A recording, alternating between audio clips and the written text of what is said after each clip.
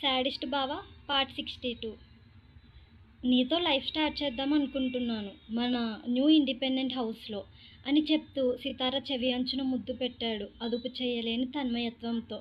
అప్పటికే అభి చేతులు సితారాని టైట్గా హగ్ చేసుకున్నాయి. చేతి పట్టులో తేడా తనని తాకుతున్న ఊపిరిలో చిన్నపాటి నిట్టూర్పు వినిపిస్తుంటే అభిని అవాయిడ్ చేయలేని పరిస్థితి తనది. తన చుట్టూ ఉన్న అభి చేతులపై చెయ్యేసి కళ్ళు మూసుకొని వెనక్కి వాలింది. సితార మెడ అభి పెదవులకు తాకుతుంది నేరుగా వెళ్ళి.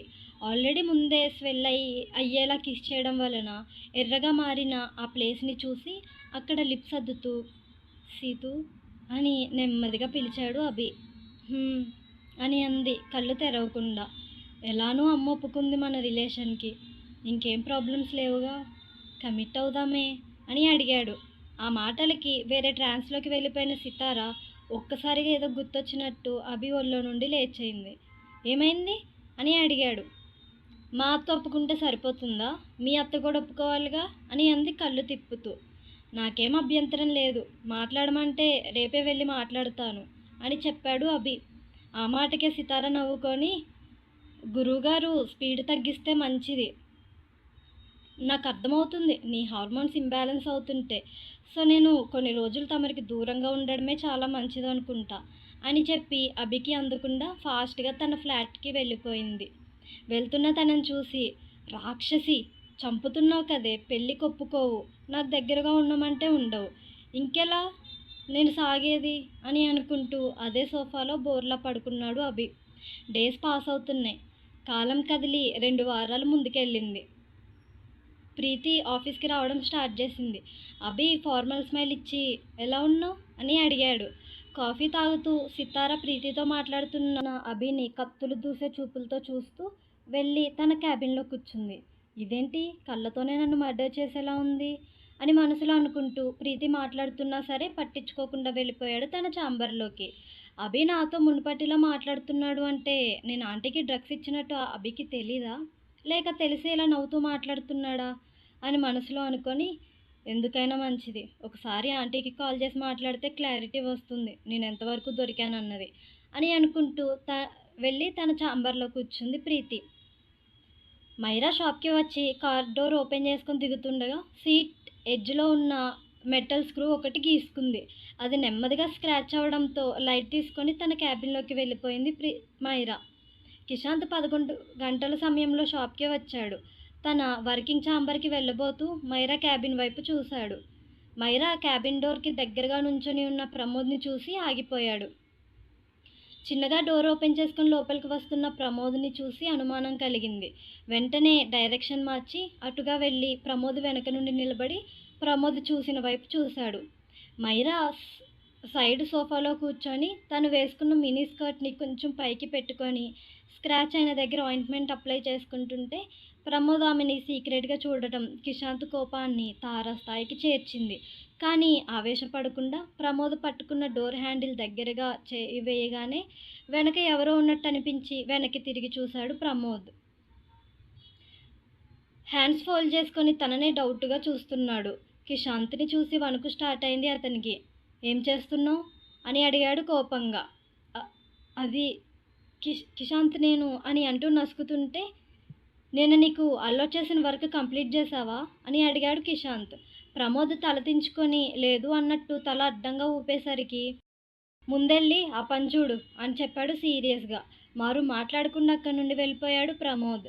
కానీ వర్కింగ్ ఛాంబర్కి వెళ్లకుండా బయటకు వెళ్తూ సిగరెట్ తీసి లైటర్తో వెలిగించి గట్టిగా గాలి వదులుతూ మైరాని చాటుగా చూసినప్పుడు కనిపించిన తన తైని గుర్తు చేసుకుంటూ విరహతాపానికి గురయ్యాడు.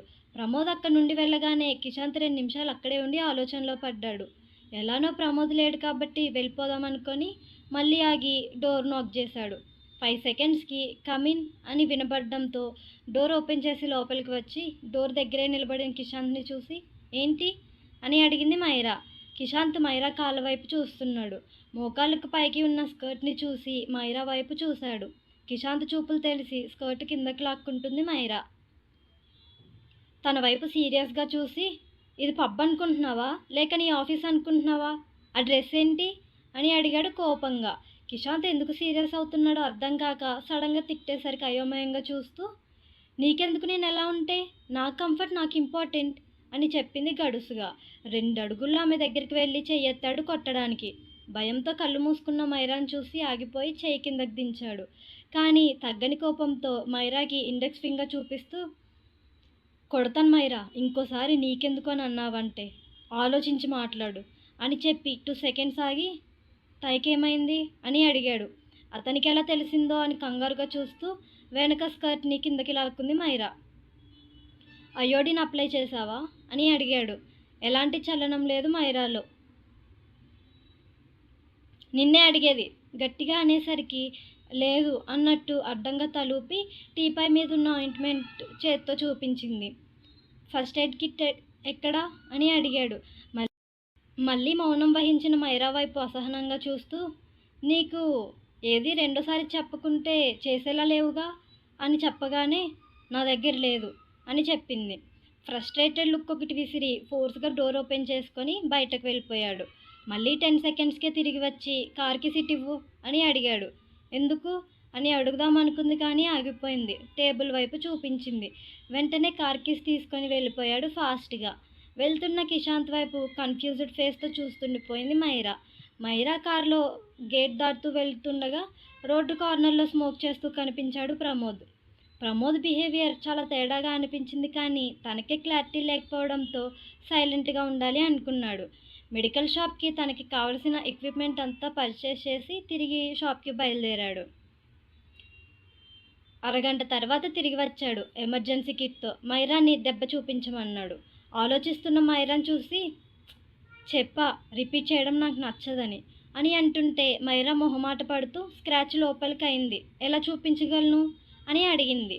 మైరా ఇబ్బంది అర్థమై వెయిట్ అని చెప్పి బయటకు వెళ్ళి జెన్నీతో పాటు వచ్చాడు 5 నిమిషాల్లో.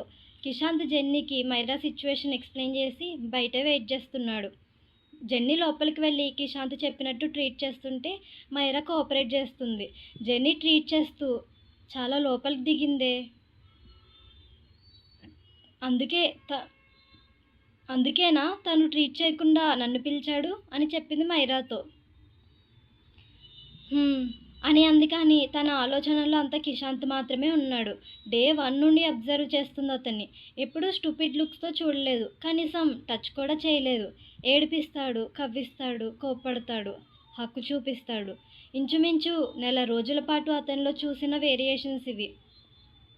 నిజానికి ముందు ముఖం చూసే ప్రేమించింది, కానీ ఇప్పుడు అంతకంటే ఎక్కువగా అతని ప్రవర్తన చూసి ప్రేమిస్తుంది. ఈ విషయం చెప్పాలని ఉన్నా ఆల్రెడీ ముందొకసారి కిషాంత్ రిజెక్షన్ గుర్తొచ్చి ఆగిపోయేది. అలాగే నవ్వుతూ మాట్లాడితే సిగ్గులేదు అంటాడని కోపం నటిస్తుంది మైరా. జెన్నీ అయోడిన్ అప్లై చేసి బ్యాండేజ్ వేసి, పెయిన్ ఉందా అని అడిగింది. ఉన్నా సరే లేదు అన్నట్టు తలూపింది మైరా. ఓకే కేర్ఫుల్ అని చెప్పి బయటకు వచ్చిన జెన్నీకి కిషాంత్ కనిపించాడు.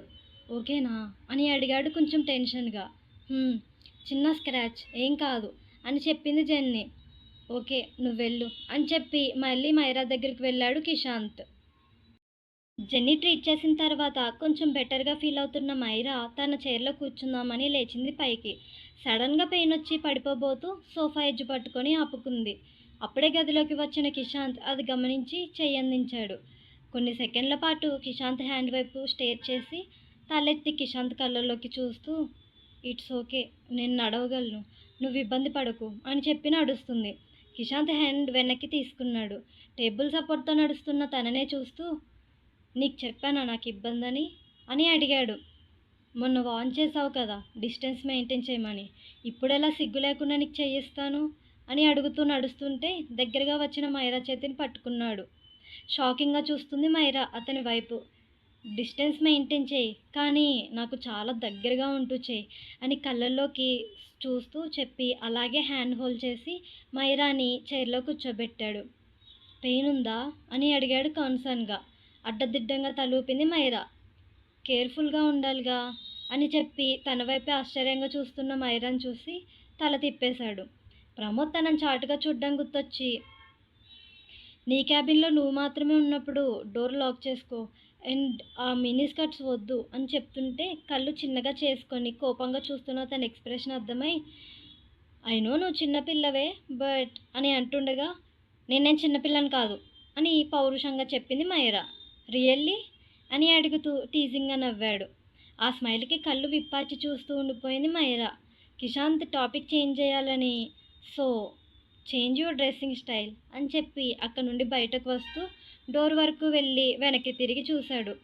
తన వైపే ప్రేమగా చూస్తున్న మైరాని చూసి కార్నర్ స్మైల్ ఇస్తూ థంబ్నెయిల్తో ఐబ్రో రబ్ చేసుకుంటూ అక్కడి నుండి వెళ్ళిపోయాడు కిషాంత్. ఆ కార్నర్ స్మైల్ చూసి ఉఫ్ గాడ్, నన్ను ఇంకోసారి వాడి చేత తిట్టించే ప్రోగ్రామ్ ఏమైనా పెట్టుకున్నావా?